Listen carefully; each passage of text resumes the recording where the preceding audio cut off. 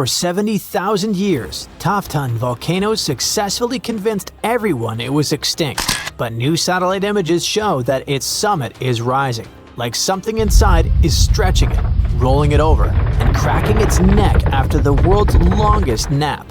Scientists aren't too happy about it, so let's see if you have a reason to be worried too. Volcanoes can wake up when earthquakes shake them awake or storms mess with underground water. But scientists checked.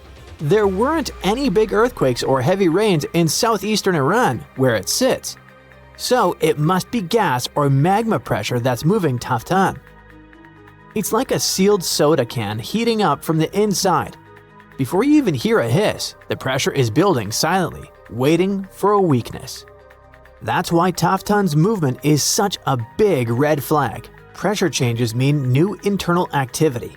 Plus, the source of pressure below its surface is at just around 1,600 to 2,070 feet deep. And that's not a lot for a volcano. When the source of pressure sits that close to daylight, it can set off small explosions from steam or gas, even if no lava ever touches the surface. This type of explosion, called phreatic, happens when water underground gets so hot so fast that it blows up like a giant pressure cooker. In Hollywood movies, volcanic eruptions always look like rivers of lava chasing people down the street. But steam-driven explosions are different, sneaky, and unpredictable. One minute everything looks calm, and the next minute rocks and superheated steam blast into the air like Earth sneezed with the power of a jet engine. For Taftan, this is exactly the scenario scientists are afraid of. You don't need flowing lava to cause destruction. A steam-driven explosion can launch boulders the size of cars and shoot ash clouds thousands of feet up. Even if you don't live anywhere near Iran, Taftan isn't just a local issue. Volcanoes breathe out gases that travel with the wind, and Taftan produces sulfur-heavy emissions when it's active. Sulfur dioxide doesn't just smell bad, but messes with air quality, irritates lungs, and reacts in the atmosphere to form particles that can dim sunlight and cool temperatures. That means neighboring countries might feel the effects even if they never see the volcano. And if a phreatic explosion blasts ash high enough, it could drift into international flight paths like volcanic confetti nobody asked for. Even smaller eruptions can have ripple effects. Remember that time a volcano in Iceland with a name I won't ever pronounce correctly blew up in 2010?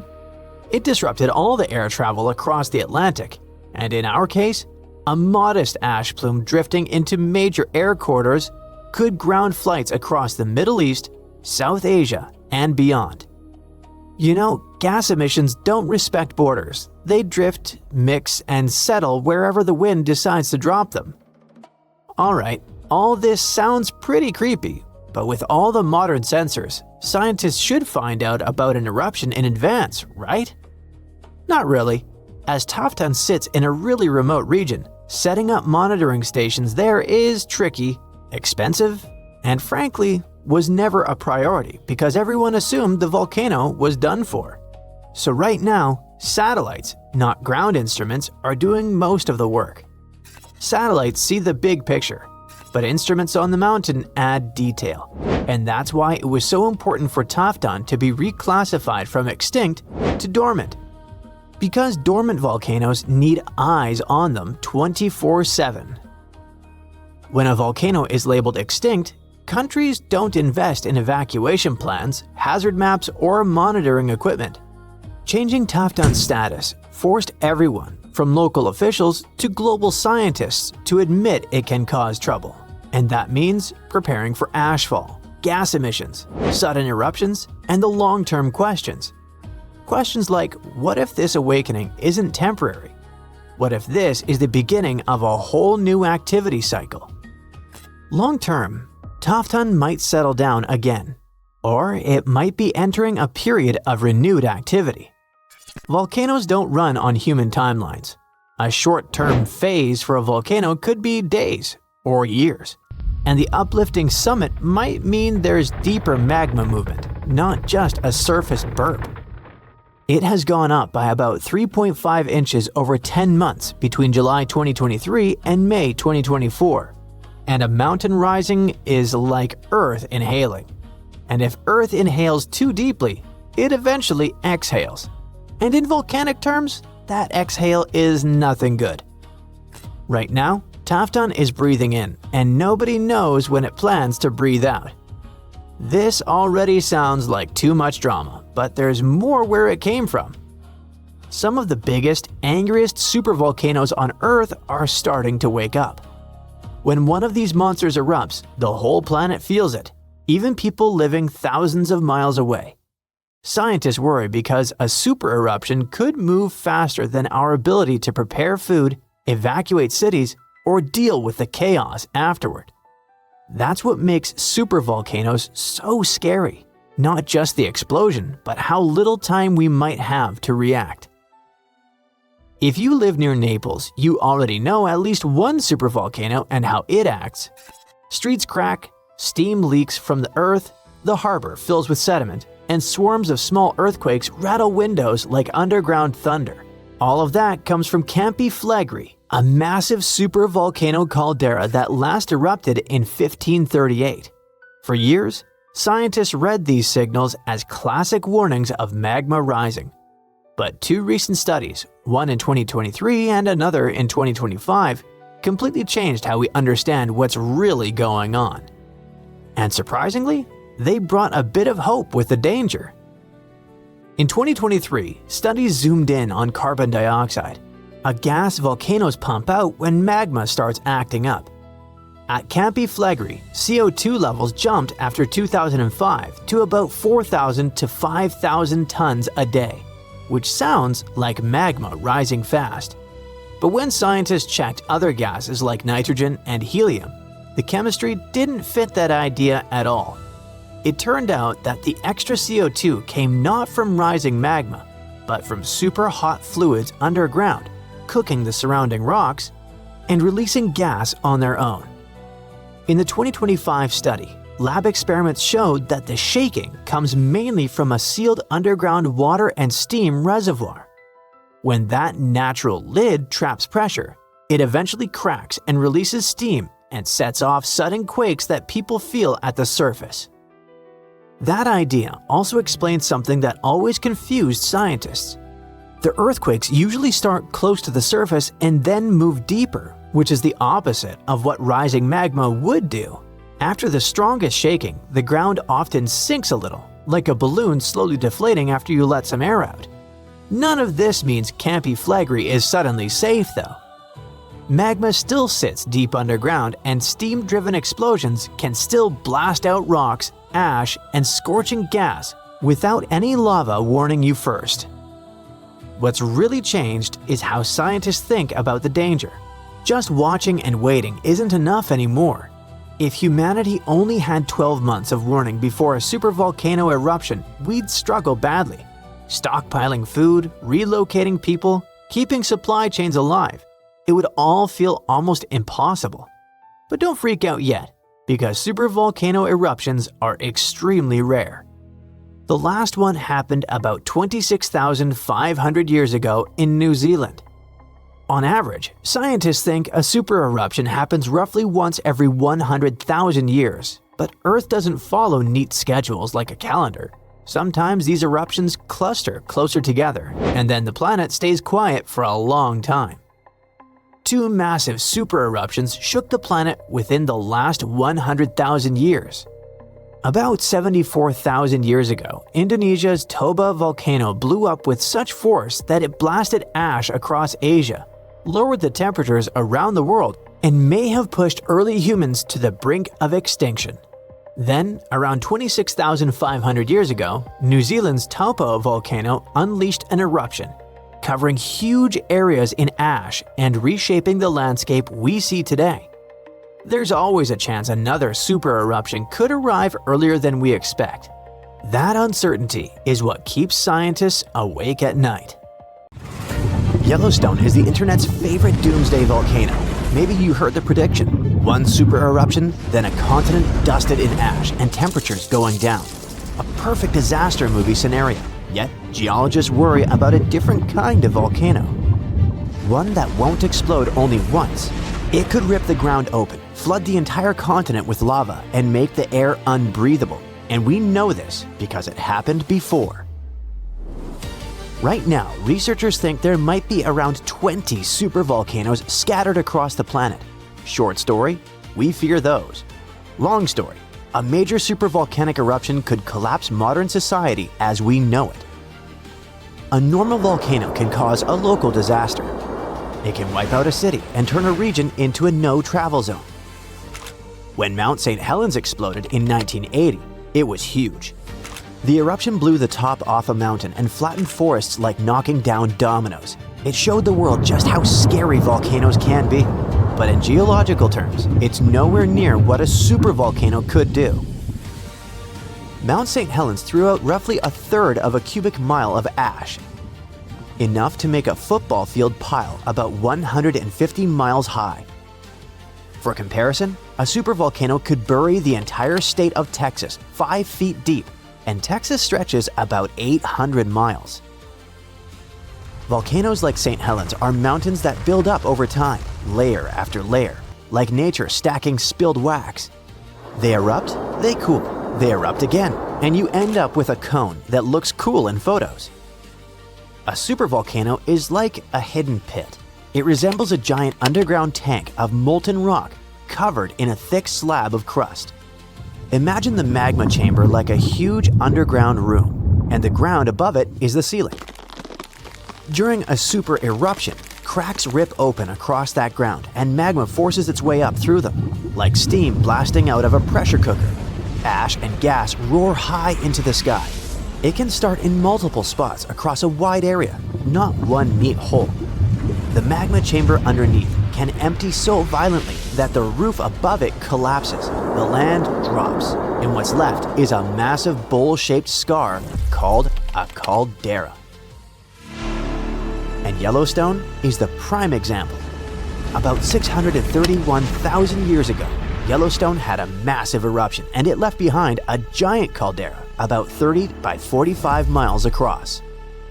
Now it's a national park, but it's also basically a footprint, like a warning. If Yellowstone erupted again, the first super hot clouds of ash and gas could blast outward and burn everything nearby. Then the ash would spread. And ash is not like the fireplace dust. It hurts to breathe, it wrecks engines, and it can shut down flights and machines. Regular volcanoes mostly hit the area around them with lava. A super eruption turns the air itself into a real danger.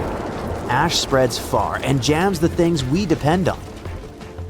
High up, sulfur can turn into a thin haze that will block some sunlight. That can cool things for a while and mess with growing seasons, even far from the eruption. And winds can spread that effect well beyond the US. However, geologists worry about something even worse. A kind of eruption that can keep going in waves and cover huge regions in lava. It's called a large igneous province. It's not one volcano, it's a whole stretch of crust that starts leaking lava through long cracks over and over for a long time.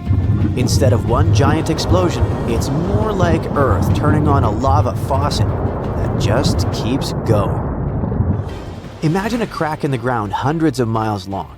Out of that crack comes a sea of lava, but this isn't the sticky, slow stuff you see in Hawaii. This is hot, runny, fast-moving lava, and it doesn't stop. It spreads, floods low spots, stacks into layers, and then does it again. And that's what makes LIPs scarier than a supervolcano. They drag on. They can erupt in repeated pulses over hundreds of thousands to a few million years. We have scars to prove it right here in the US. About 17 million years ago, the Pacific Northwest ripped open and created the Columbia River basalt. Lava did not just coat the land, it drowned it. The total amount that erupted was around 42,000 cubic miles. That's enough to cover the whole US in lava about 58 feet deep. But how can Earth produce enough lava to bury a mountain range? It's because the planet is still churning inside. Imagine Earth like a pot of thick tomato soup sitting on a stove. Earth's core is the stove, and it's extremely hot. The soup is the mantle, a thick layer of rock that moves slowly. Now and then, a massive blob of superheated rock rises from deep in the mantle, possibly from the boundary above the core. Scientists call this a mantle plume. When it reaches the cooler crust, it spreads out, pushes upward, and when it breaks through, it does not build one neat mountain. It can open long cracks and feed eruptions in repeated bursts for a very long time. However, while lava burns everything in its way, it's not what wrecks the planet. The gas does. These eruptions release huge amounts of carbon dioxide and sulfur, and we can assume the consequences of that because it happened before, and not just once. About 252 million years ago, a massive LIP eruption began in what is now Siberia. It lines up with the worst extinction event in Earth's history, the Great Dying. Around 90% of species disappeared. Huge amounts of gas flooded the air and trapped heat. The oceans soaked up some of that gas and turned more acidic. Acid rain fell again and again. Life on Earth crashed. Scientists believe that in the last 500 million years, there have been 16 major extinctions like this, and that 15 of them line up closely with LIP timing. These geological formations changed Earth so many times, and scientists now wonder, what if Yellowstone and that massive lava flood in Oregon are actually a part of the same system? Look at Idaho from space, and you see a long, flat track across the state called the Snake River Plain. It points from the old lava flood region toward Yellowstone, like a trail. That path exists because Earth's surface moves. The outer layer is split into giant plates that slowly slide. Under Idaho and Yellowstone, a deep, hot zone keeps feeding eruptions. As the plate moves, the eruption zone shifts with it, leaving a long trail behind. That's why the rocks get older the farther you go from Yellowstone. It's the same heat source, just a moving target. And if you roll the plate's motion back far enough, that trail points closer to where the Columbia River basalts formed. That's why some geologists think the Northwest lava flood and Yellowstone could be connected parts of one long-lived system. Finally, if it's all part of one big apocalyptic system, is it time to pack the bags and flee to Mars? Will it happen again soon? Even if they share the same story, that does not mean the worst part is coming back soon. The lava flood chapter played out millions of years ago. Today, Yellowstone is simply where that deep heat shows up at the moment. And sure, it can erupt again, but the most likely eruption isn't some giant doomsday blast. It's a steam explosion, when super hot water flashes into steam and blows rock apart. Lava flows and smaller eruptions can happen too. The caldera-making nightmare is a rare one. If Yellowstone ever started building towards something big, it wouldn't be sneaky. You would see it coming. A lot more earthquakes than normal and the ground lifting faster than usual. The clearest right before signs would likely show up in the days or weeks before it. We cannot stop a planet-scale eruption. We can only watch for the warning signs and plan. But hopefully, if the planet decides to get rid of us, by the time it starts sending warnings, we'll already finish turning Mars into our new home. There's an old volcano in Bolivia called Uturuncu. It hasn't erupted in about 250,000 years, so you may think that's the end of its story. But recently, it has started to act a little strangely. At the moment, it resembles a zombie that's waking up from a long nap. Uh-oh, is that kind of apocalypse nearing? Uturuncu is a huge mountain in the Andes that's almost 20,000 feet tall. It's called a stratovolcano, which means it's big, steep, and cone-shaped. These kinds of volcanoes are made from layers of lava, ash, and rocks. They can have terrifying, powerful, explosive eruptions because their lava is thick and traps gas inside. Think of it like a shaken-up soda that's ready to burst. Famous ones like Mount Vesuvius are just like Uturuncu. And do you remember about the tragic fate of Pompeii? completely destroyed during the eruption of Mount Vesuvius? Does something similar await Bolivia? Even though Unturuncu has been quiet for a long time, scientists have noticed that it's been letting out gas, rumbling with small earthquakes, and even making the ground around it bulge, kind of like it's stretching. So, people started wondering if it was getting ready to erupt again. Scientists decided to take a closer look at this situation and found out that liquid and gas moving around under the volcano is causing all this activity. It doesn't mean the volcano is definitely going to erupt, but it helps explain why it still seems alive. Let's dive into details. Since the 1990s, scientists have been using satellites and GPS to keep an eye on the ground around the Unturuncu volcano. At one point, they noticed something weird. The ground was rising in the middle and sinking around the edges, kind of like a sombrero hat. The middle part has been slowly going up for at least 50 years by about 0.4 inches a year. It doesn't sound like a lot, but hold on. This strange shape, along with lots of tiny earthquakes and gas like carbon dioxide coming out of the volcano, made scientists think that there might be a giant blob of magma growing under the mountain. If that were true, it could mean only one scary thing. The volcano could be getting ready to erupt. Unturuncu sits on top of a huge underground pool of magma called the Altiplano Puna magma body. This pool is really big and really deep, stretching under parts of Bolivia, Chile, and Argentina. Scientists thought that magma from the APMB might be rising and collecting near the surface, which could lead to an eruption.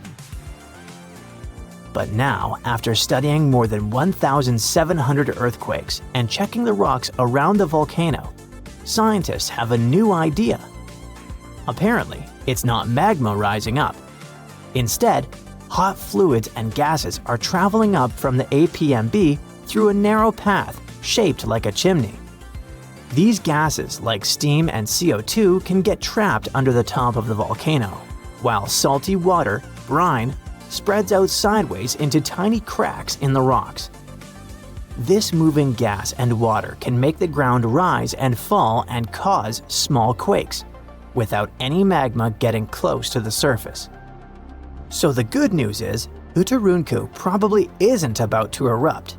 If it did happen, it would cause serious damage to nearby communities and even pose a threat to human lives.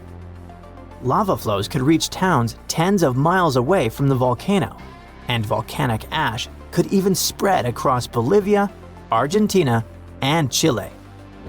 Luckily, even though the volcano is still alive and rumbling, it's not as dangerous as scientists once thought.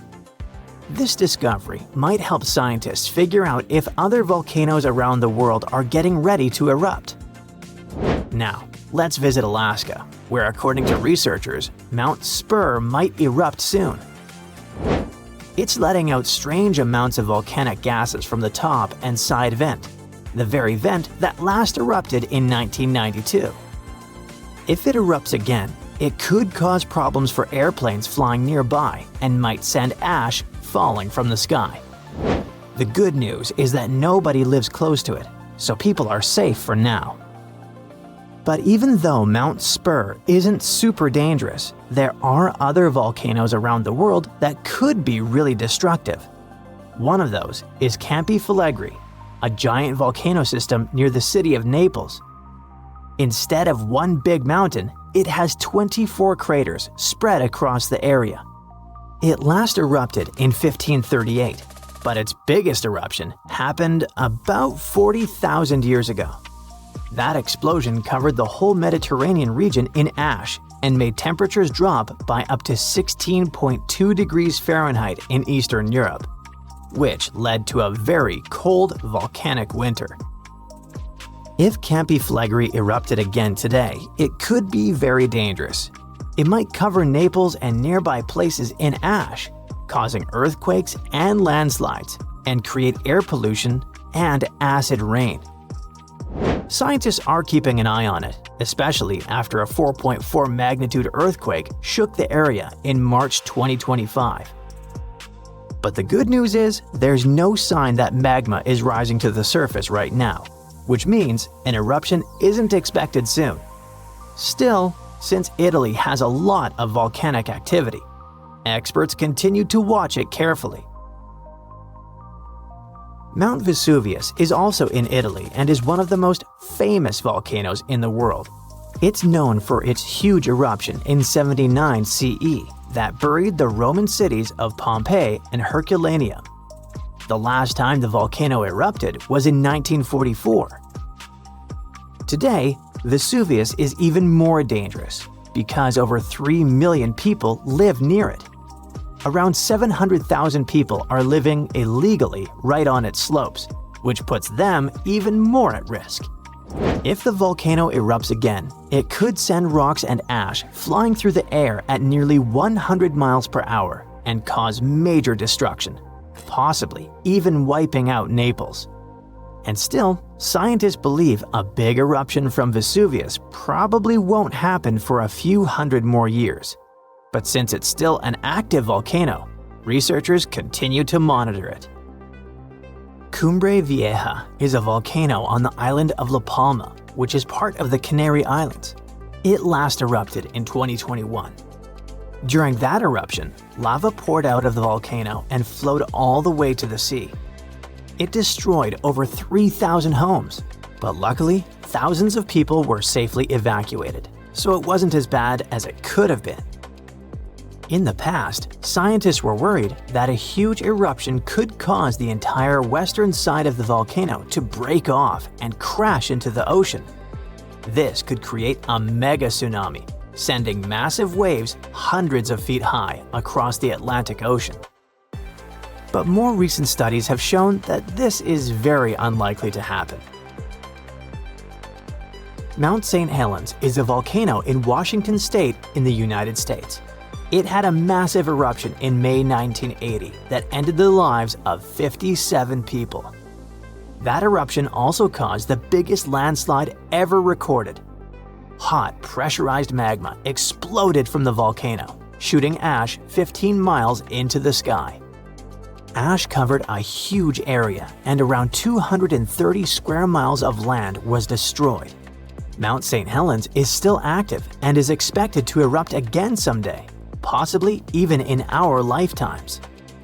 But experts say it's not likely to have another huge sideways blast like the one in 1980, thanks to a deep crater that is now formed at the top. It will change the way the volcano might erupt. Popocatépetl is a big, active volcano in Mexico. It's been slowly erupting on and off since the early 2000s. It's really close to a lot of people, just 40 miles from the Mexico City metropolitan area, which has about 22 million people, and 30 miles from Puebla, which is home to about 6 million inhabitants. If Popocatépetl had a huge eruption, it could cover Mexico City in thick ash as much as 8 inches deep. That ash could block drains, mess up the water, and even stop the electricity from working. Even worse, fast-moving lava and super hot flows, called pyroclastic flows, could rush down the mountain and destroy towns nearby. The volcano was quiet for 50 years, but now it rumbles and shakes pretty often. There have been over a dozen small eruptions, including some as recent as February 2024. Some nearby places got covered in ash, but scientists say this isn't too surprising, and they're keeping a close eye on it. Oh boy, scientists predict a volcanic eruption that is likely to be one of the most destructive in the history of our species. There's a 1 in 6 chance of it happening in this century, and it could seriously change the climate even more and put millions of lives in danger. Back in January 2022, the Hunga Tonga Hunga Ha'apai volcano erupted in the South Pacific Ocean, creating a huge explosion. It sent tsunamis all the way to Japan, North America, and South America. Tonga itself was hit hard, with damage costing nearly 20% of the country's entire economy. Now, researchers at the Niels Bohr Institute in Copenhagen have studied ice samples from Greenland and Antarctica, and their findings are worrying, predicting potential global volcanic disaster. They say there's a real chance of a much bigger eruption, a whopping 10 to 100 times larger than Tonga's. In the past, eruptions this size used to change the climate and even cause civilizations to collapse. Despite future volcanic eruption risks, experts say the world isn't prepared at all. Michael Cassidy, a volcanologist from the University of Birmingham, warns that no sufficient effort is made to handle a disaster like this. He says that NASA and other space agencies spend billions on asteroid defense. At the same time, a volcanic supereruption is way more likely than an asteroid impact. And right now, there's no global plan for dealing with a massive eruption, even though it's likely to be far more destructive. The last magnitude 7 eruption happened in 1815 at Mount Tambora in Indonesia. Then, thousands of people lost their lives in just a few days. The disaster also disrupted weather and caused food shortages worldwide, affecting millions. That eruption was the biggest in recorded history. It blasted a massive cloud of particles into the sky. Those particles blocked sunlight, cooled the planet, and caused worldwide chaos. The year after the eruption became known as the Year Without a Summer. Temperatures plummeted, crops failed, famine spread, and a cholera pandemic broke out, leading to tens of thousands of lost lives. A shocking fact, the eruption may have even inspired Mary Shelley to write Frankenstein while stuck indoors during the unusually cold summer of 1816 in Switzerland. Now, since then, many volcanoes have erupted, but none have matched Tambora's scale. Now, over 200 years later, scientists warn that there's a new supervolcano threat. Another massive eruption could be on the way, and the world might not be ready for it. So, while scientists seriously discuss the likelihood of the next volcanic eruption, experts are calling for urgent action to prepare before it's too late. So, the thing is, a massive volcanic eruption today could be even more devastating than the Year Without a Summer. Unlike back then, we're already dealing with all kinds of weather changes and a more fragile global system, which could make the effects even worse. Dr. Michael Rampino, a geological scientist, warns that the world is more unstable now, and it means that a modern-day mega-eruption could have even more severe consequences. But this time, greenhouse gases from fossil fuels may make the aftermath of such an eruption even colder instead of warmer.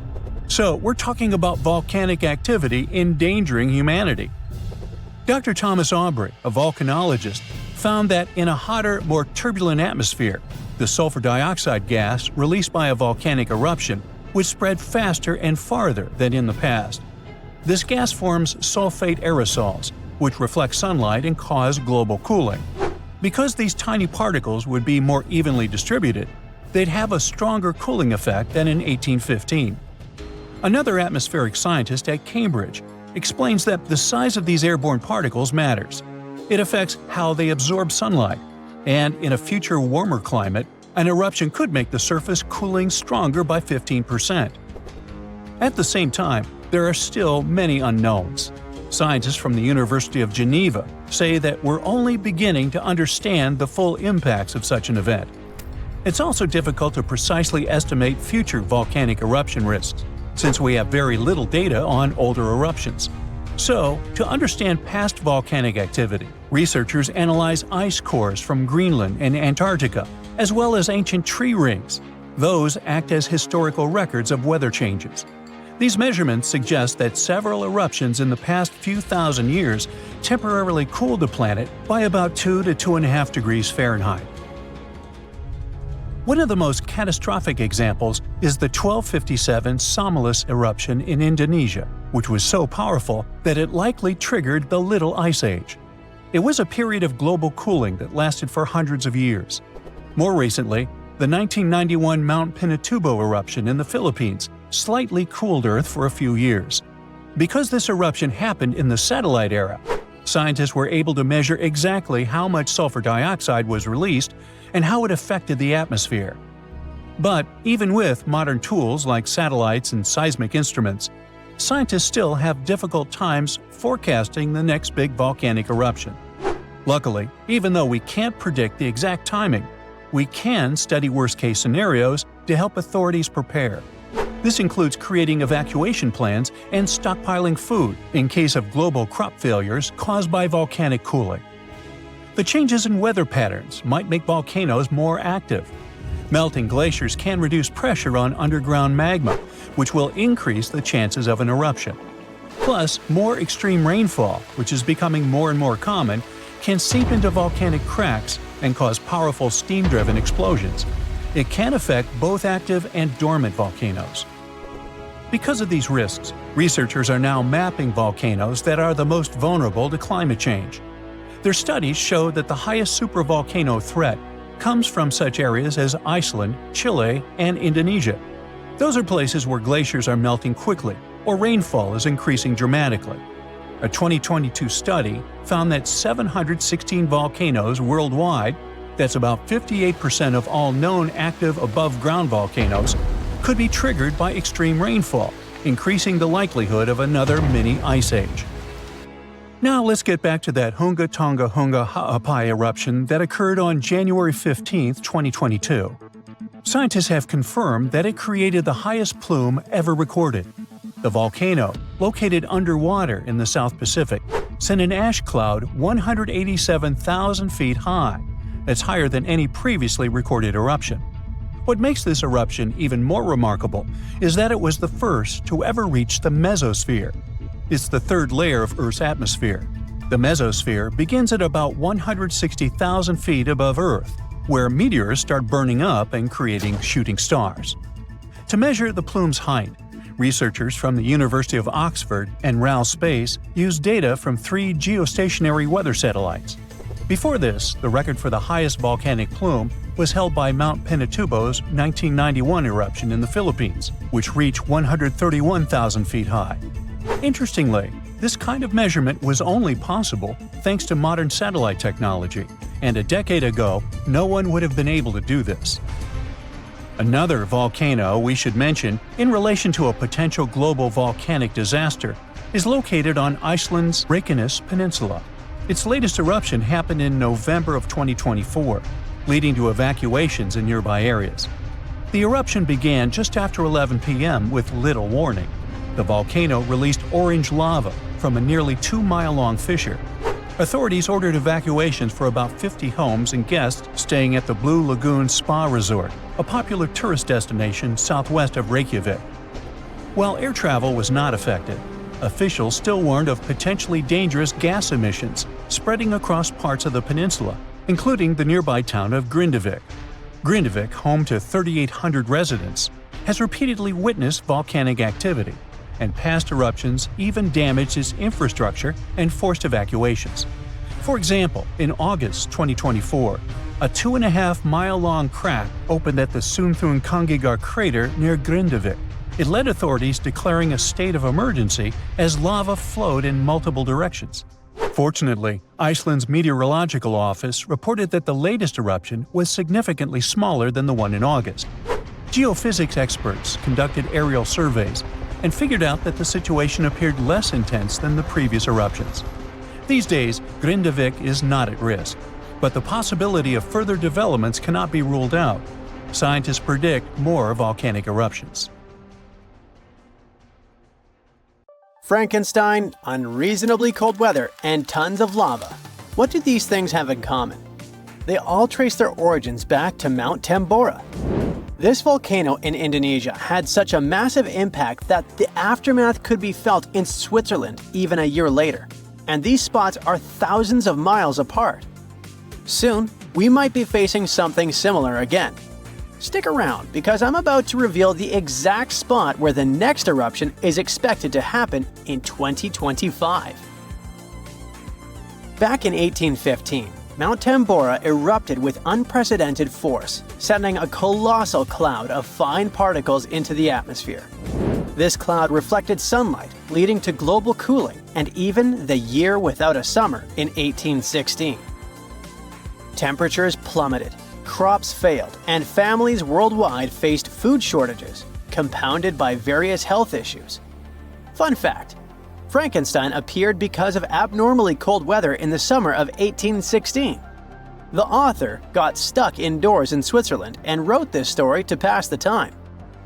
But that is the only positive aftermath. In England and Ireland, people struggled to find food. The crops were too bad that year, and this year without summer cost them lives, all because of the eruption in Indonesia. While many other volcanoes have erupted since then, none have had consequences as dramatic as Tambora.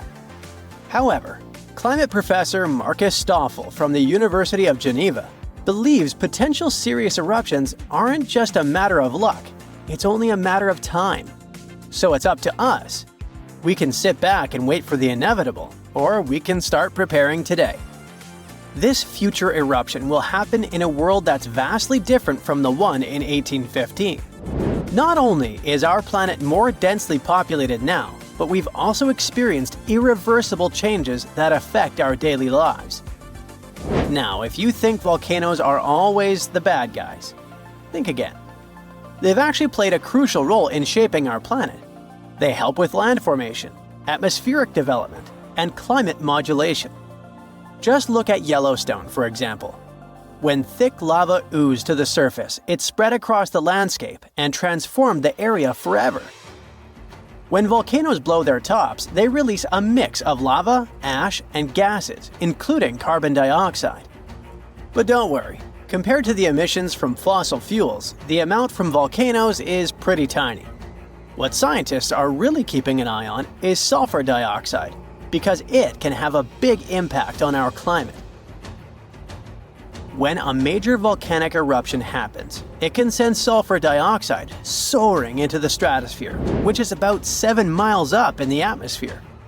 Once there, it transforms into tiny aerosol particles that scatter sunlight, helping to cool the planet. This cooling effect isn't immediate though. Those particles can hang around for a couple of years and even circulate all around the globe. Nowadays, we've got special equipment to monitor sulfur dioxide emissions from space. Take Mount Pinatubo in the Philippines. During its eruption in 1991, it released around 15 million tons of sulfur dioxide.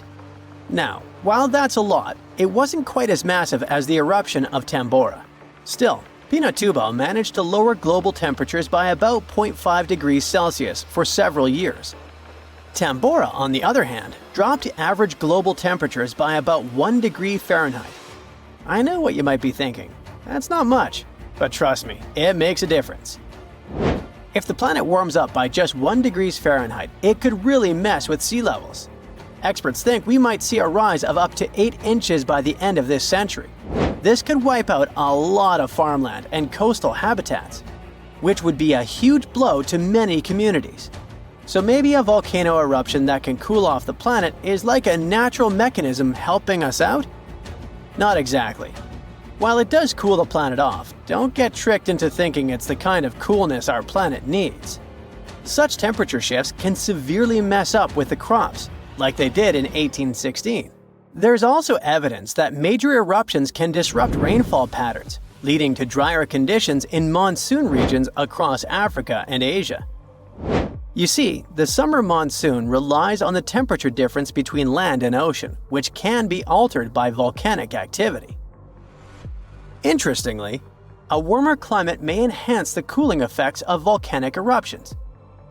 Experts explain that the formation and movement of aerosol particles depend on climate conditions. As global temperatures rise, faster air circulation can lead to smaller aerosol particles, which are more effective at scattering sunlight and thereby intensifying the cooling effect. Oceans also contribute to this dynamic.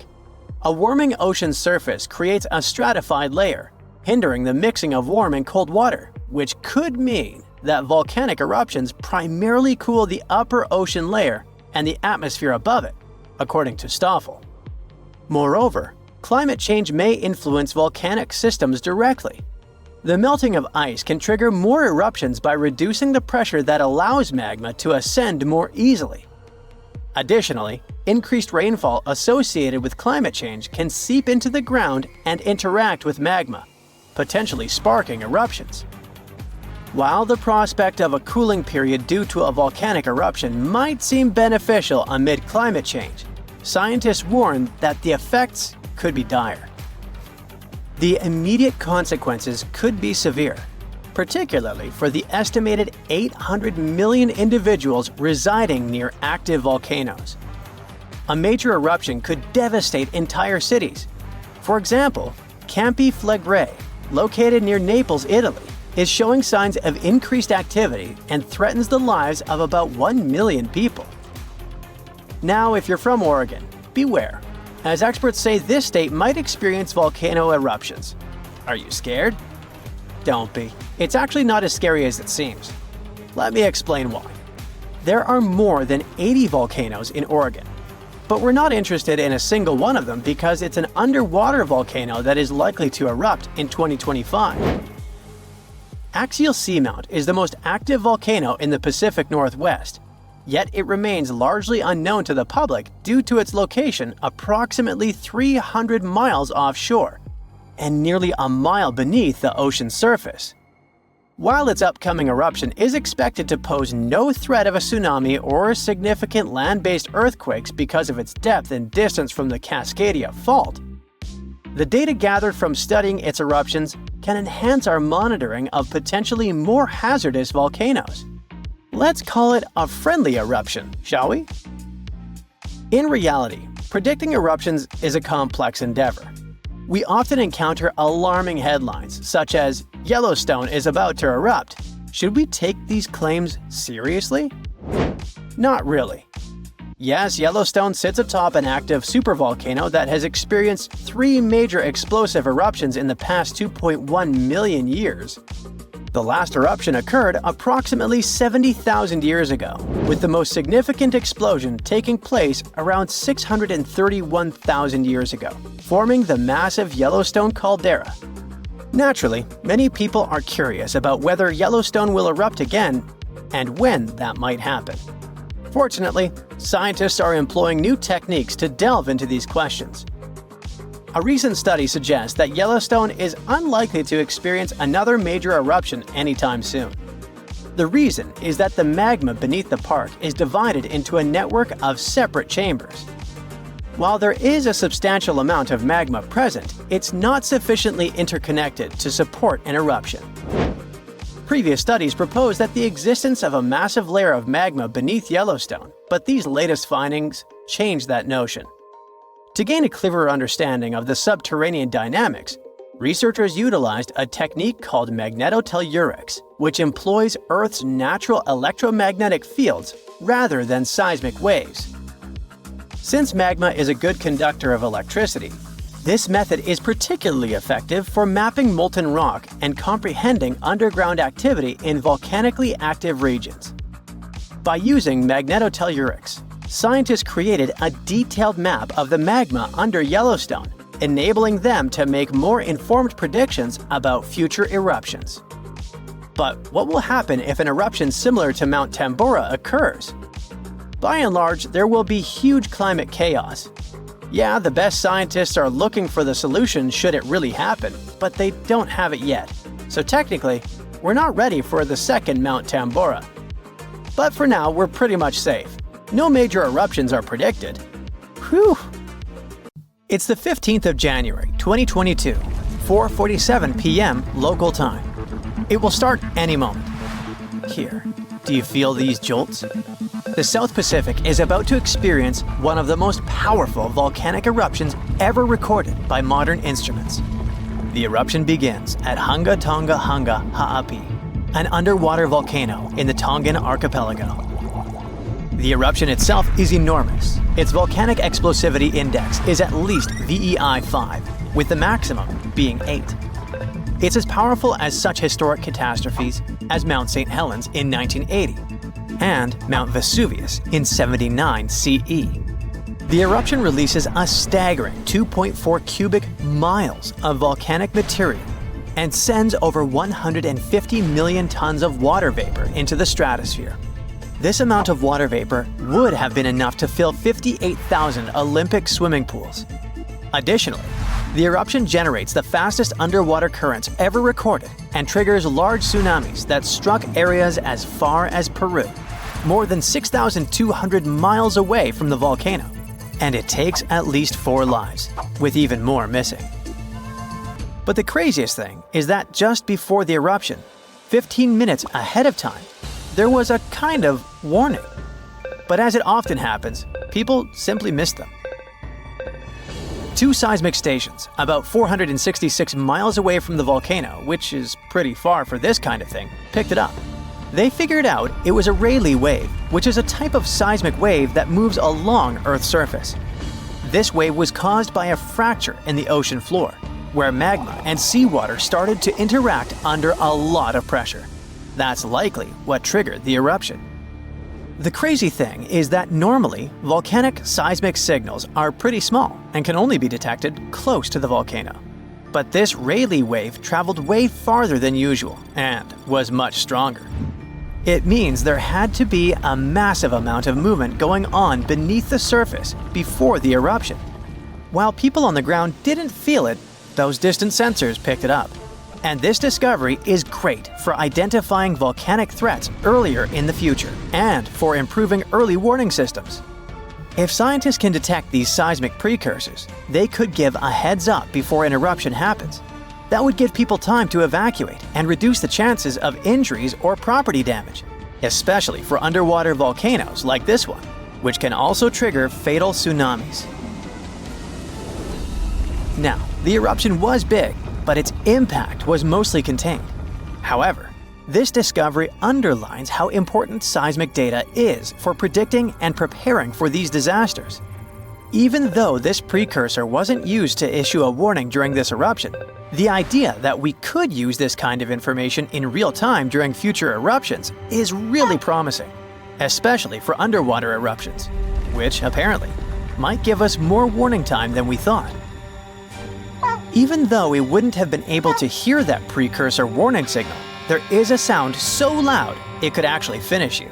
And while such sounds are incredibly rare, the loudest noise ever recorded was indeed fatal to those who were close enough. On 27 August 1883, the eruption of the Krakatoa volcano in Indonesia created the loudest noise ever measured. It's thought to have been an astonishing 310 decibels at the source. To put this in perspective, a hand drill produces the sound of 98 decibels. The noise produced by a jet engine measures 140 decibels. And the sound of 180 decibels is capable of destroying your hearing tissue. So, the sound Krakatoa produced reached more than 170 decibels at a distance of 100 miles. And sailors aboard a ship just 40 miles from the eruption had their eardrums burst from the sound. The explosion's reverberation was so powerful that it was heard 3,000 miles away. In fact, at a farm in Alice Springs, Australia, over 2,200 miles away, sheep farmers reported hearing what they thought were gunshots. The sound from Krakatoa traveled around the world multiple times. Although no one heard the explosion beyond 3,000 miles, spikes of atmospheric pressure were recorded in places as far away as Canada and England. Those must have been the sound waves produced by the eruption traveling around the globe. Sound above 150 decibels can potentially cause life-threatening harm. In particular, sounds between 170 and 200 decibels can result in lethal conditions, including burst lungs. Anything over 240 decibels could cause fatal injuries, and you don't even want to know what those are. I'll just say that those sometimes happen to cartoon characters, but rarely to people. The scientific explanation behind this is that sound is essentially a wave of pressure, which can travel through both solids and liquids. And, in the case of an incredibly loud sound, pass right through the human body. If the pressure from such a sound is high enough, it can rupture eardrums and internal organs, causing significant and often fatal damage. Now, you probably know how volcanoes sometimes have small earthquakes before they erupt. Well, they often produce this weird sound called a harmonic tremor. The sound kind of hums, and the frequency of the hum gets higher and higher until it suddenly stops just before the volcano erupts. The sound has been recorded at a bunch of volcanoes around the world. But the thing about Redoubt Volcano in Alaska is that its tremor is so intense, people can actually hear it. It's like the volcano is letting out this crazy scream right before the eruption. According to a geophysicist at the University of Washington, the frequency of Redoubt's harmonic tremor is so high that it is barely perceptible as a low bass hum, and that's at its highest pitch. All because the pitch of Redoubt's tremor exceeds that of any other recorded volcano. It questions the limits of the existing models used to explain these phenomena. That's why researchers had to propose a new model to account for these unusually high-pitched tremors. Most volcanoes produce sound when magma bubbles vibrate as they rise through cracks in Earth's crust. But in the case of Redoubt, scientists believe that the harmonic tremor and associated earthquakes occur when magma is forced through a narrow opening under immense pressure. The thick magma sticks to the rock surface inside the conduit, a channel or a pipe that carries magma from a reservoir or chamber to the vent. As the pressure builds, the magma moves upward. This makes it stick again until the pressure forces it to move once more. These sudden movements cause small earthquakes, which, as the pressure increases, occur more rapidly and blend into a continuous rising noise. So it's actually the rocks making the sounds. This new model is important because it could help scientists better understand the eruptive cycles of volcanoes like Redoubt. It could also serve as a limited early warning system. By the time Redoubt began to scream like this, the volcano had already been erupting for a few days. So the tremor might only provide a few minutes or hours of warning before the next explosion. The harmonic tremor at Redoubt reaches an extremely high frequency, then falls eerily silent before the volcano erupts again. This pause occurs when the earthquake activity slows down and the two sides of the fault slip smoothly against one another. Maybe that's when even earthquakes can't keep up anymore. The new model may also apply to other volcanoes, such as the Soufriere Hills volcano on the Caribbean island of Montserrat. The research team is now planning to investigate why the pressure at Redoubt is concentrated in one specific spot. To move ahead in their research, the scientists have created 2 recordings of Redoubt's seismic activity. The first, a 10-second recording, compresses about 10 minutes of seismic sounds and harmonic tremors, sped up 60 times. The second, a 1-minute recording, condenses roughly an hour of activity, including more than 1,600 small earthquakes that had occurred before Redoubt's first explosion with harmonic tremor. These recordings could provide crucial insight into the dynamics of volcanic eruptions and the signals that precede them. The ground suddenly starts shaking. Clouds of gas start forming in the sky, making it dark during broad daylight. Bits of the ground start swelling, lifting, and even collapsing. These are the telltale signs of a volcano that is bound to erupt. And this is what could easily happen again with Mount Spur. It's only about 75 miles from Anchorage, one of Alaska's busiest cities. More than half of the population of the northernmost state of the US live there. There's also a huge amount of air cargo that passes through its international airport daily. So anytime a volcano this close to such a vital hub begins to get restless, people start paying attention. Just FYI, approximately 350 million people in the world live within the danger range of an active volcano. That means that around 1 out of 20 people live in an area at risk of volcanic activity. Alaskans probably wish that Spur's reawakening was fiction, but it's actually true.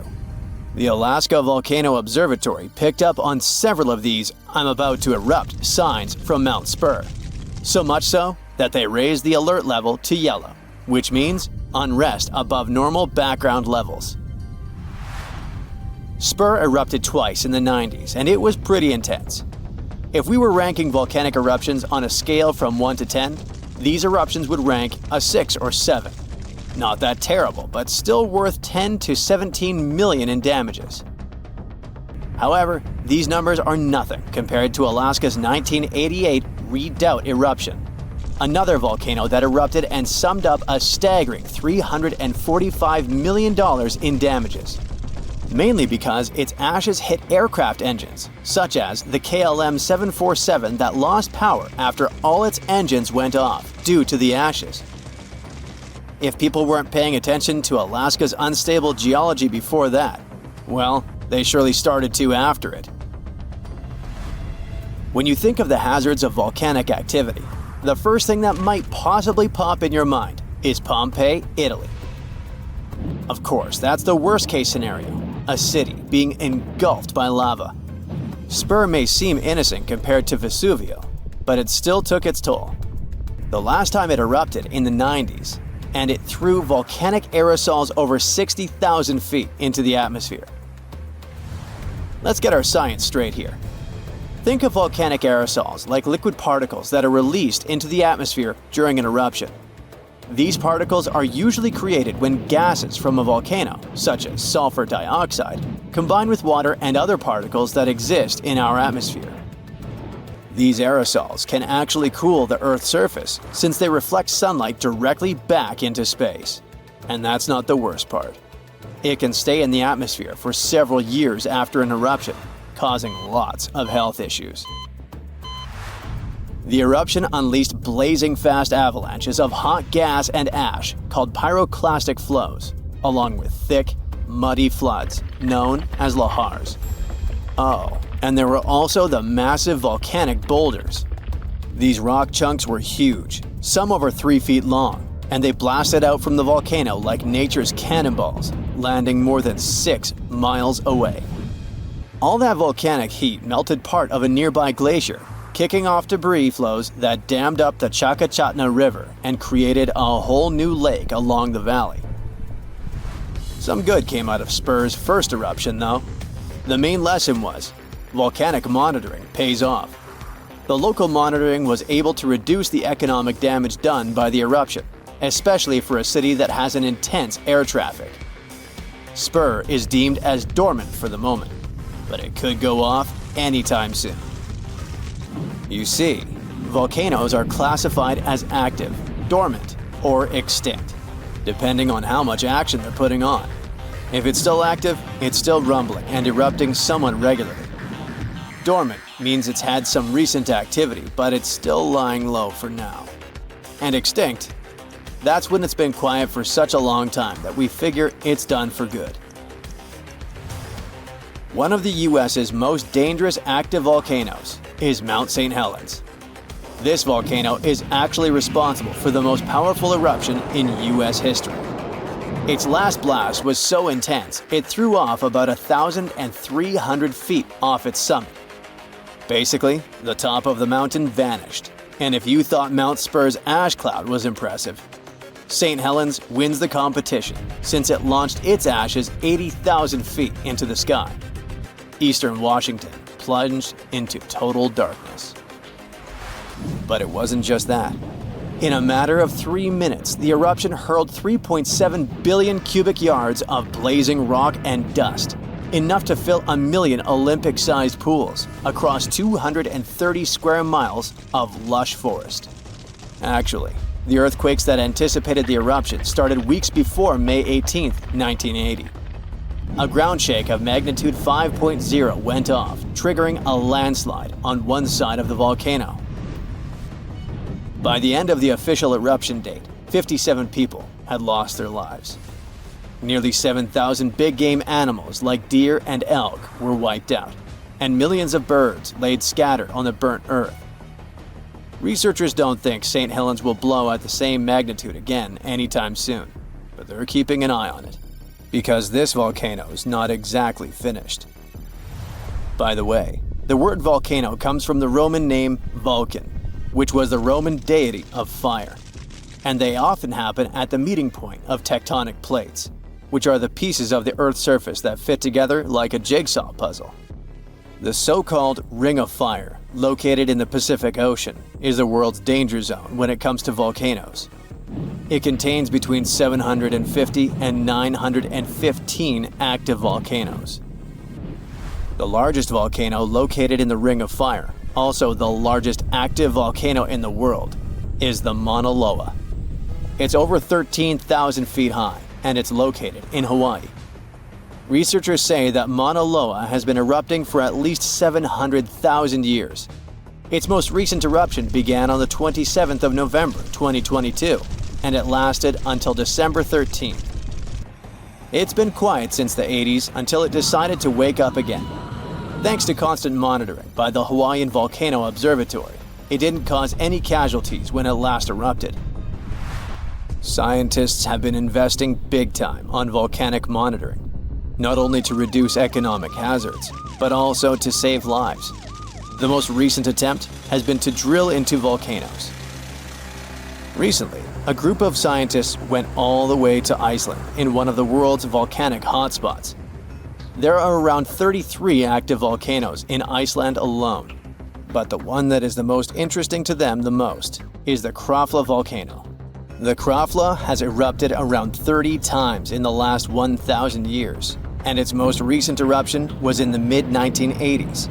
The project, named Krafla Magma Testbed, or KMT for short, is hoping to advance the understanding of how magma behaves underground. The main advantage of this drilling research is predicting the risk of eruptions, but it can also help to push geothermal energy forward. I mean, can you imagine having electricity that is run by the limitless source of volcano power? The KMT team will begin drilling holes deep into volcanic ground in 2027. They're aiming at reaching over a mile into the ground. After all, it's different to monitor lava activity when it's on the surface than when it is still below ground. This will allow researchers to listen to the pulse of the Earth, according to them. They're saying this research is as revolutionary as the first time man went to the moon. Oh, and speaking of that, I was shocked to discover that volcanoes exist all throughout the solar system. Yep, other planets and moons have volcanoes too. The largest volcano in our solar system is Olympus Mons on Mars. It's a shield volcano, much like the ones that make up the Hawaiian Islands. It's about 370 miles wide. If we transported it all the way back to Earth, it would almost occupy all of Poland. Yikes.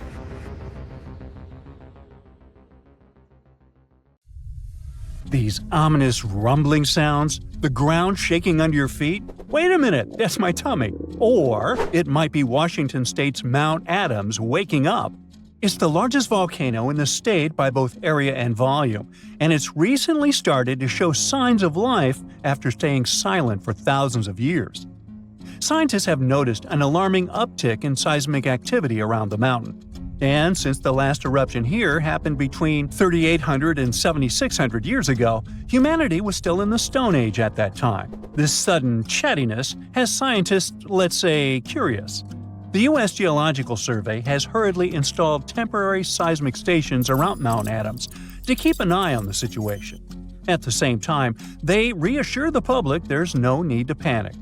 Mount Adams doesn't reach the height of the better-known Mount Rainier, and still it covers a massive area, making it Washington's largest active volcano. Interestingly, records show that before September of this year, Mount Adams had experienced an average of just one small earthquake every 2 to 3 years since 1982. And then, the Cascades Volcano Observatory and the Pacific Northwest Seismic Network detected a staggering 6 earthquakes in just 1 month, September. These quakes were all rather tiny, with magnitudes ranging between 0.9 and 2 on the Richter scale. It means they were so weak you wouldn't feel them at the surface. Plus, satellite imagery confirmed there was no ground deformation in the area. Now, at the moment, the USGS keeps Mount Adams' alert level at green or normal, so we shouldn't worry about the ground opening and swallowing towns and cities. But the most recent seismic blips have encouraged the agency to install additional equipment for more precise monitoring. Such an expanded network will help scientists notice even the smallest earthquakes, which will help them understand what's happening under Mount Adams. This extra equipment might also shed light on whether this recent activity is a signal of future eruptions or just a random anomaly.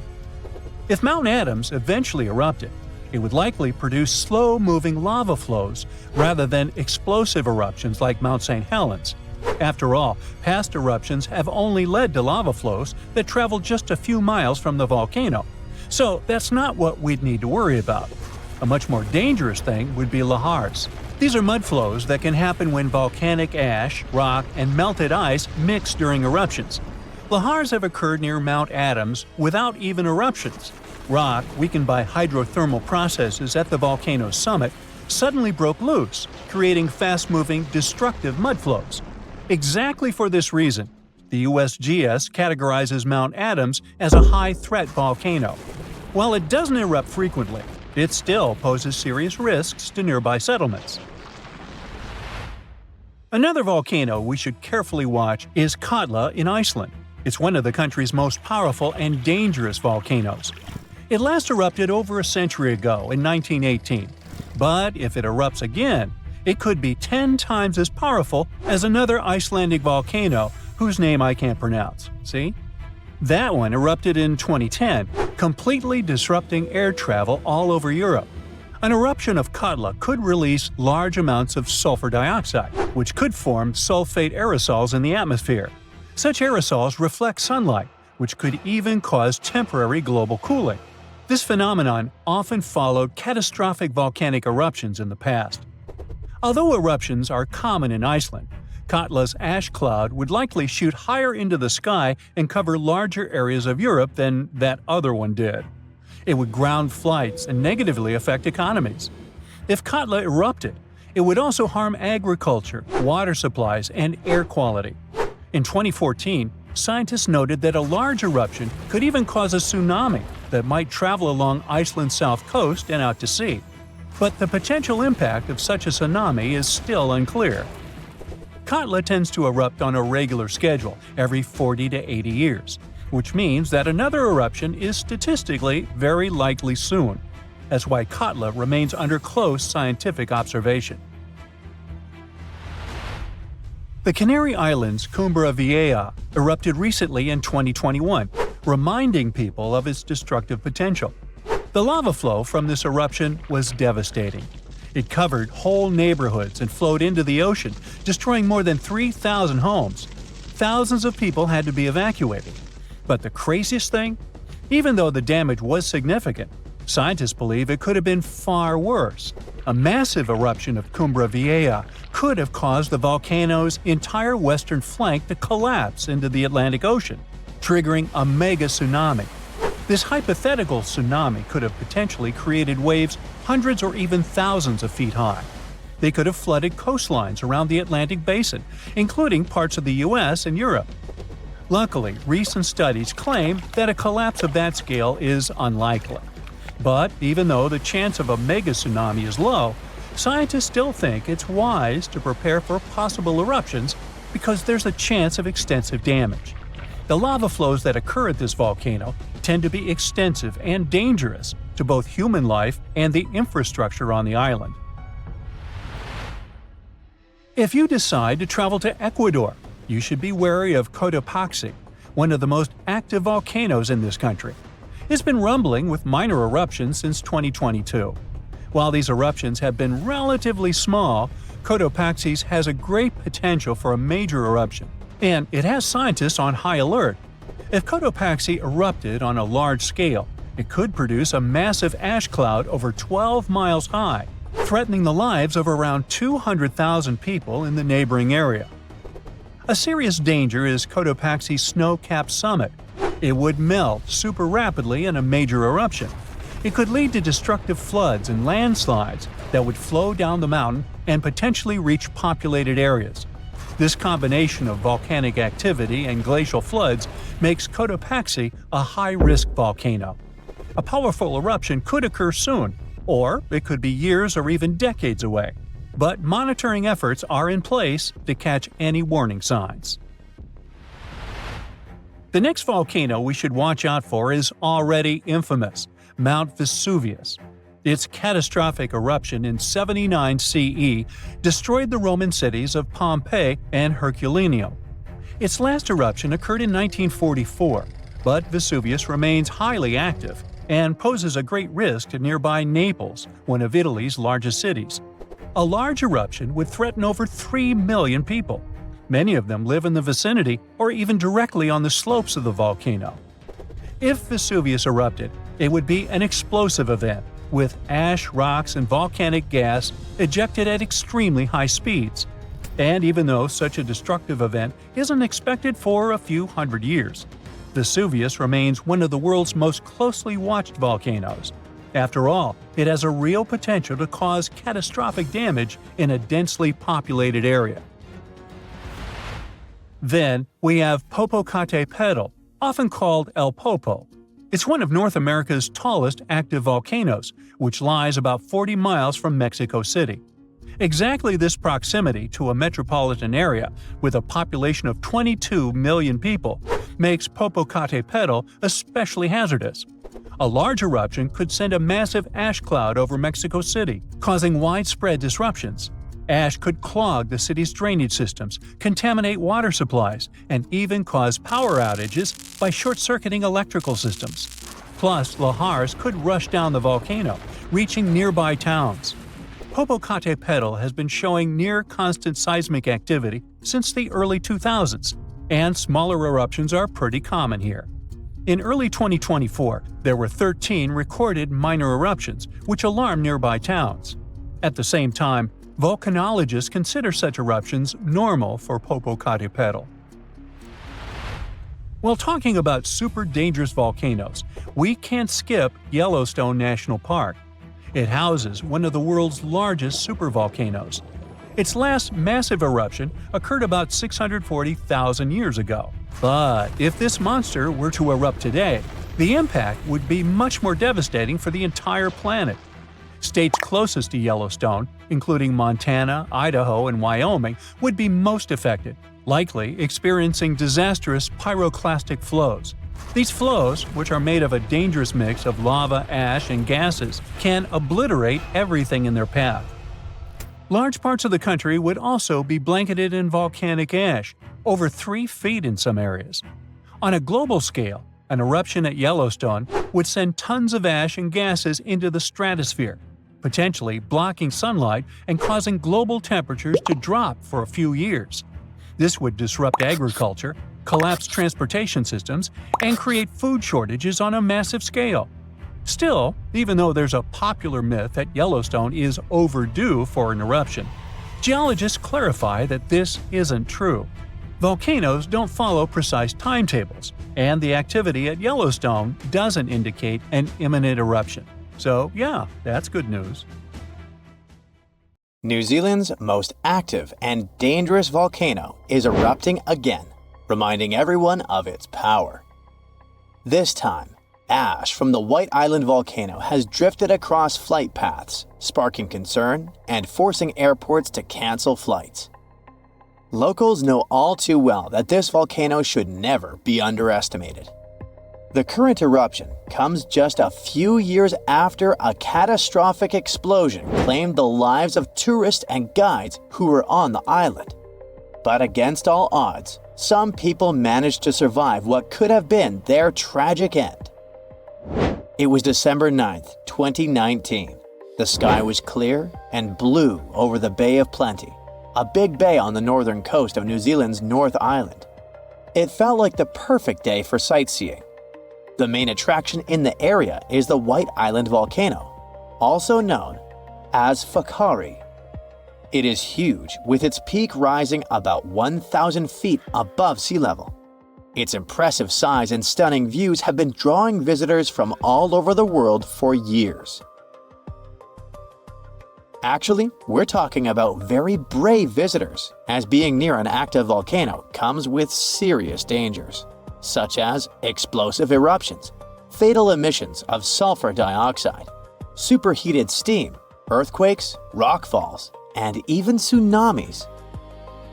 Experts normally say that these catastrophic events are extremely rare, which is true, but rare doesn't mean impossible. On that doomed day, 47 people were having the best time exploring the island. Little did they know that everything was about to change at exactly 2:11 that afternoon when the volcano erupted. A fisherman who was out at sea near the volcano described it as a huge explosion going off, forming a mushroom cloud as it expanded. Photos taken from a distance and satellite images show that a thick white cloud filled the sky a couple of moments after the eruption. Authorities then issued an alert about a moderate volcanic eruption, warning people living near the volcano to stay inside and close their windows and doors to prevent ash from coming in. But the authorities' nightmare truly began when they checked cameras on the island and saw what appeared to be people going inside the crater just 1 minute before the eruption. Right at that moment, they knew they had to launch an urgent rescue operation. Time was running out, and every second counted. The people were in serious danger. 7 rescue helicopters were sent to the scene with paramedics on board. They managed to find the first survivors, and 7 of them were seriously hurt. At around 5 in the morning the next day, officials announced that 23 people had been rescued from the island. They knew more people were still trapped there, but rescue teams could not communicate with any of them. And there was something even more worrying in the back of their minds: the risk and fear that a second eruption might happen at any moment. Recovery efforts during that week were really challenging due to ongoing seismic and volcanic activity. Heavy rain, low visibility, and toxic gases made things even tougher for the teams on the ground. Unfortunately, 22 people lost their lives in this tragedy, either due to the explosion or from their injuries. Those who survived tell heroic stories about that day. One of the survivors was from Sydney and was only 19 years old when he went on a family trip to New Zealand. The itinerary included a visit to the famous White Island volcano. He said that his tour group, including his family members, was caught in a relatively flat and open area on their walk down from the crater when the volcano erupted. Then he was thrown over a mound by the force of the eruption before curling up in the fetal position, covering his head with his hands. He felt like he was being hammered by a sandstorm, like in movies where characters can't see a few feet in front of them.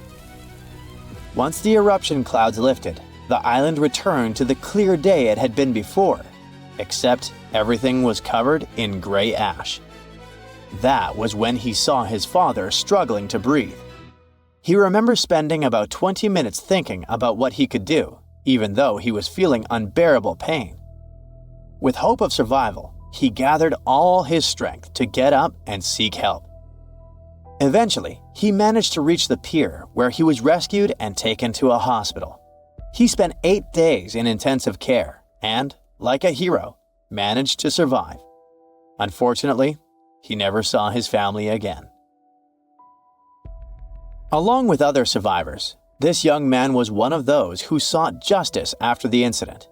According to him, he wasn't given any indication of dangers before going on the trip, and only had a short safety briefing that day with no emergency plans in place. This brings us to an important question regarding this tragedy. How could no one have predicted what was going to happen? Were they all really caught by surprise? To answer these questions, we need to understand a bit about the nature of volcanoes and how they behave. So, New Zealand is situated on 2 tectonic plates. These plates are always moving very slowly, and what happens there, specifically, is that the Pacific Plate slides under the Indo-Australian Plate. The problem is that when this subduction or sliding process happens, it can create deep trenches. As the edge of the denser plate moves down, the pressure and temperature around it go up. This causes changes in the plate that melt the rock above it, and that melted rock can rise and come through a volcano. This geological process has helped shape the beauty of New Zealand with its rugged terrain and stunning mountain landscape, but it can also be destructive. There are several active volcanoes in the country, and White Island is just one of them. Eruptions like the one that happened in 2019 have been occurring for tens of millions of years. White Island Volcano is a stratovolcano, which means it has that classic cone shape like Stromboli in the Mediterranean or Mount St. Helens in Washington. It's also part of the Ring of Fire, a region filled with volcanoes that surrounds the Pacific Ocean. What makes this area so dangerous is the molten rock or magma hiding underneath these volcanoes. This magma is usually thick and filled with gas, which can lead to powerful and explosive eruptions. According to specialists, the eruption on White Island was likely a steam eruption. Stratovolcanoes often have many cracks that let water in.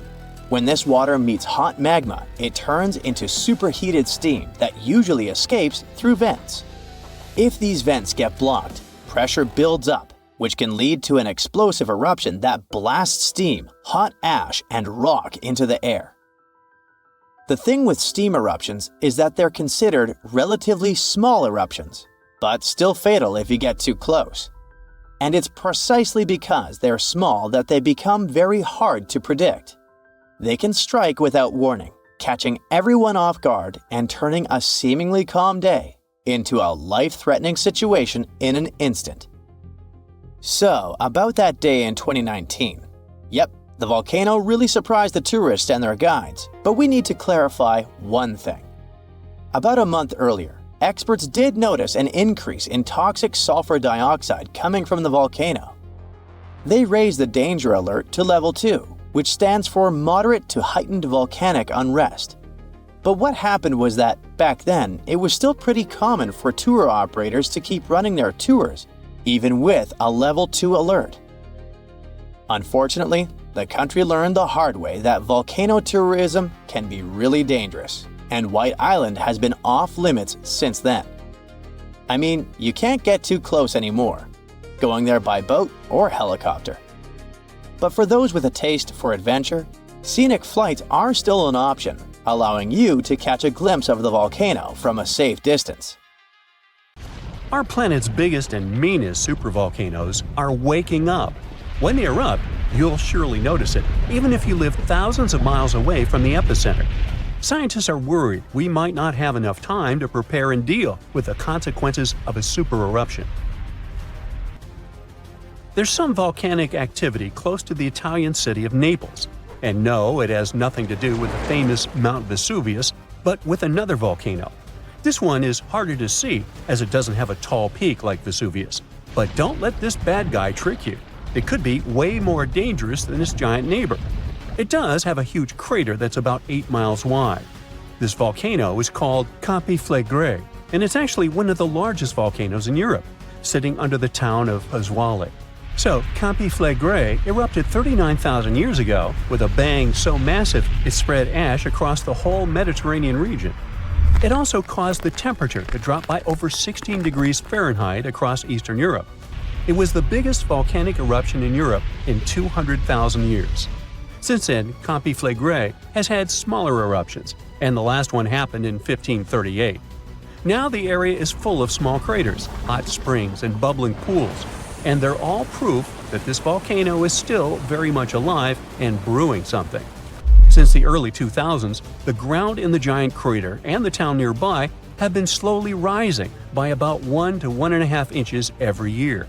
There were at least 150 earthquakes that shook this supervolcano lately. In May 2024, there was a 4.4 magnitude in the area, the biggest in the last 40 years. Residents had to leave their homes and camp outside, fearing there would be more earthquakes. No one knows how Campi Flegrei is going to behave in the following months or years, but the authorities are organizing evacuation exercises to prepare the population just in case.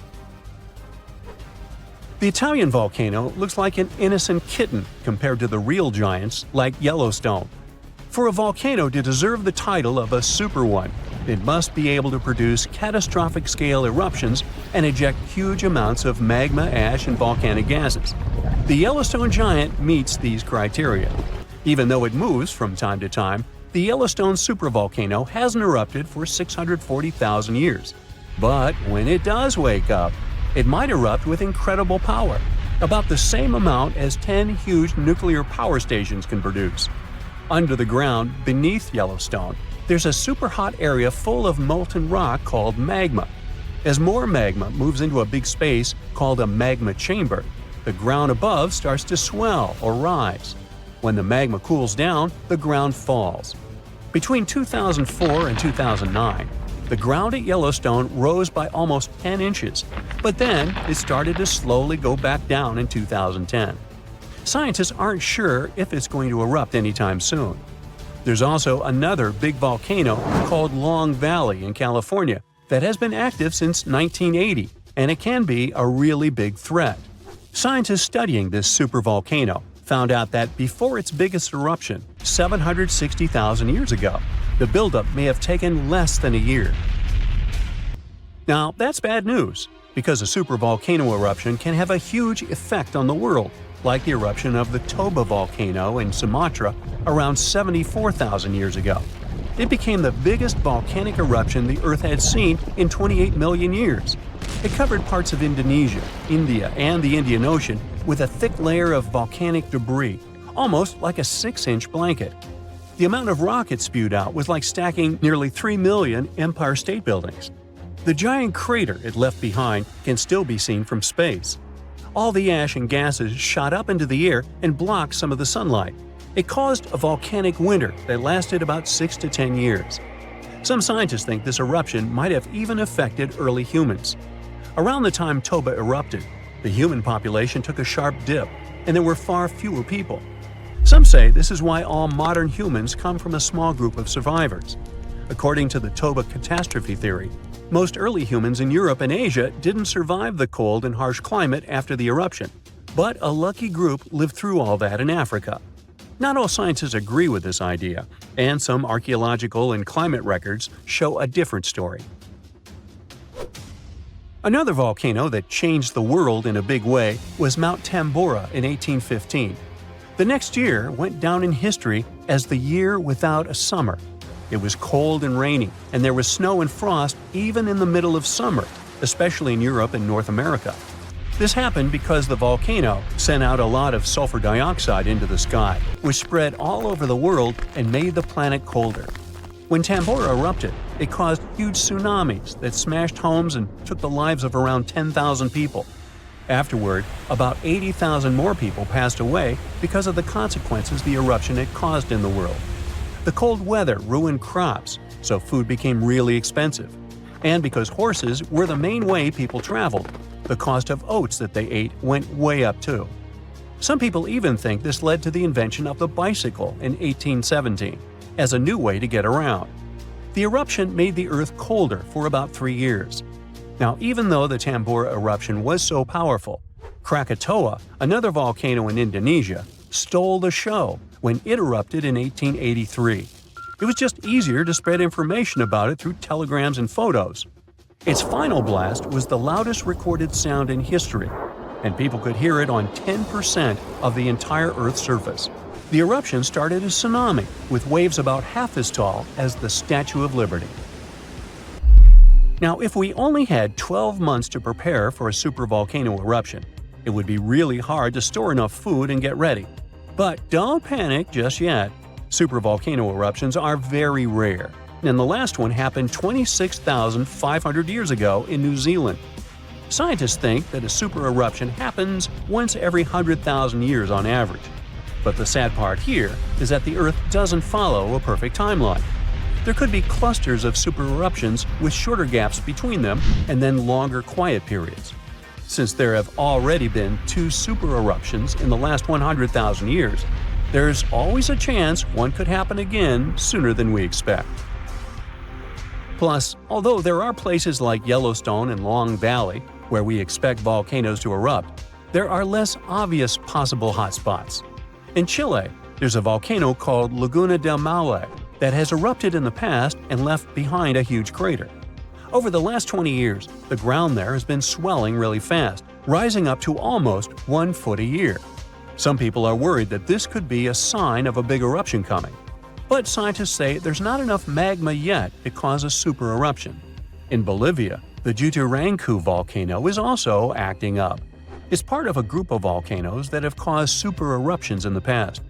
Since the 1960s, the ground around Juturancu has been lifting, but the last eruption was 250,000 years ago. Even though the magma might be rising, it's not enough to worry about just yet. The chances of a super eruption happening during our lifetime are 1 in 1,400, which is pretty low, so you don't need to worry too much. But just like someone wins the lottery every week with very small chances, a supereruption could happen sometime in the future, and when it does, we'll need to be prepared.